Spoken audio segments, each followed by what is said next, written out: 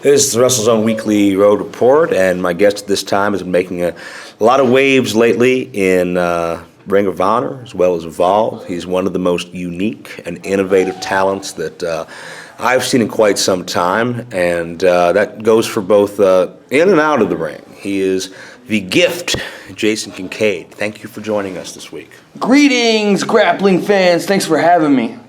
Now, you are unlike anybody else I've ever known, and maybe we can do a little psychology work here and figure out exactly why that is. Tell us about the early years of Jason Kincaid growing up in West Virginia and how that maybe shaped who you are today.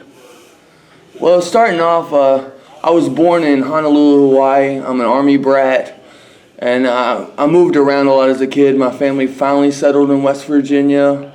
But maybe a lot of my weirdness comes from bouncing around a lot, and I'm an introverted guy, so not really great at making friends, so I spent a lot of time by myself, and I kind of developed a unique self maybe because of that. How did you discover wrestling, and then how old were you?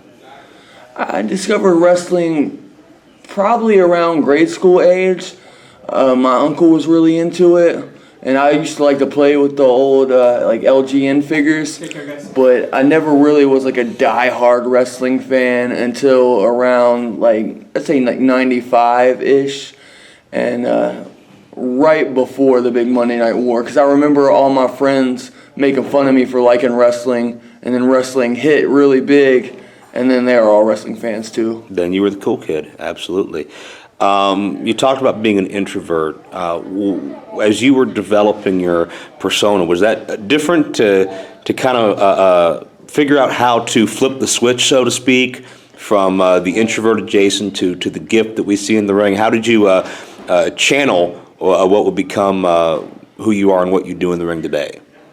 It was a little bit of that, but not so much, because even though I'm introverted in social situations, I've always kind of been like the class clown a little bit, and I wanted attention on me, but it's just like the interpersonal relationships that I've had trouble with. But really, as far as wrestling goes, like coming from a really macho background is what's hurt me the most, I think, because I've always been around men that don't show any emotion, and men aren't supposed to show any emotion in the culture that I grew up in. So emotion's a big part of wrestling, and it's hard for me to really bring that out without trying. When you turned to pro wrestling and maybe as a fan or maybe even later as you were in your formative years, who did you look to as your heroes and your idols that you maybe wanted to emulate in the ring? First and foremost, I liked Ricky the Dragon Steamboat because I was really into like the Ninja Turtles and stuff, so anything with a martial arts twist to it I liked. But it wasn't until like Black and White's Crow Sting that I became like a fanatic, like the true root of the word fan, because I used to wear a trench coat, like this was before Columbine. I was wearing a trench coat to school, I dyed my hair black, it was long, I used to wet my hair between classes, and then after that it was Raven, and I switched, and I had a flannel tied around. But yeah, I think Sting and Raven are like the two guys that like I went crazy for, and after that, wrestling was my life. Pretty dark upbringing, and from the darkness, you've kind of seen the light a little bit. You seem to be a very deep thinker and a very spiritual individual, and you always have a lot of deep thoughts on your social media. And I know you spend a lot of November with your attitude of gratitude and being thankful for someone or something in your life every day. Talk about that state of mind and maybe how it developed and how it shapes you in the ring and maybe as a human being as well. Well, the funny thing is like all of this spiritual trying to be enlightened type stuff comes from the darkness.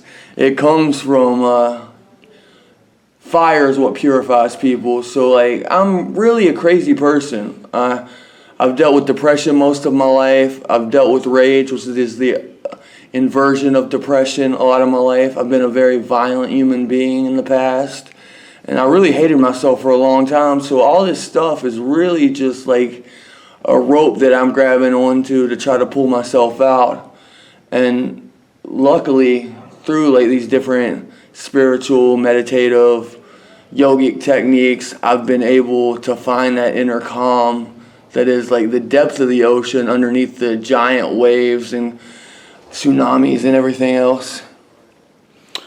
Talk about, I've seen you in the ring before matches, before events, before doors open. I've seen you meditating and what do you accomplish for somebody that's not really familiar with that type of way of life? What are you accomplishing there? What state of mind? What's going through your mind? Where do you hope to arrive at? I guess, for lack of a better term, when you do that before a match. So what you've seen is me cultivating spaciousness.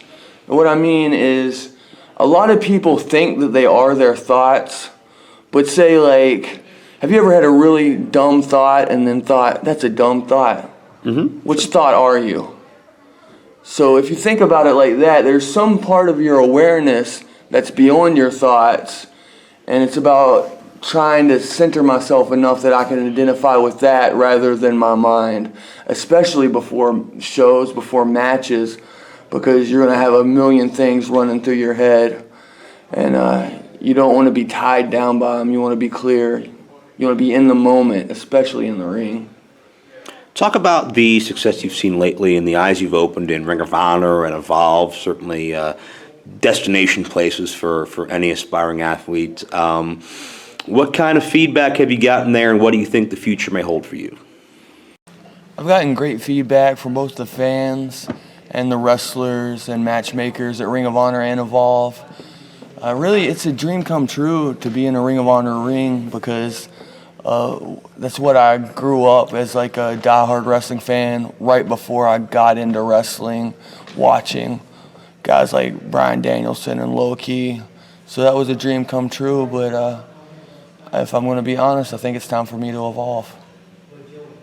There we go. And certainly you're constantly evolving. Every time I see you, you're pulling out something different, something innovative. You're so fun to watch. And for many years you've been called the gift, and you're certainly a gift that keeps on giving, because you never know what you're going to see with Jason Kincaid in a ring near you. How can we follow the journey of Jason Kincaid on social media? You can follow me on Twitter at GiftKincaid, also at GiftKincaid on Instagram, Facebook.com/JasonTheGiftKincaid.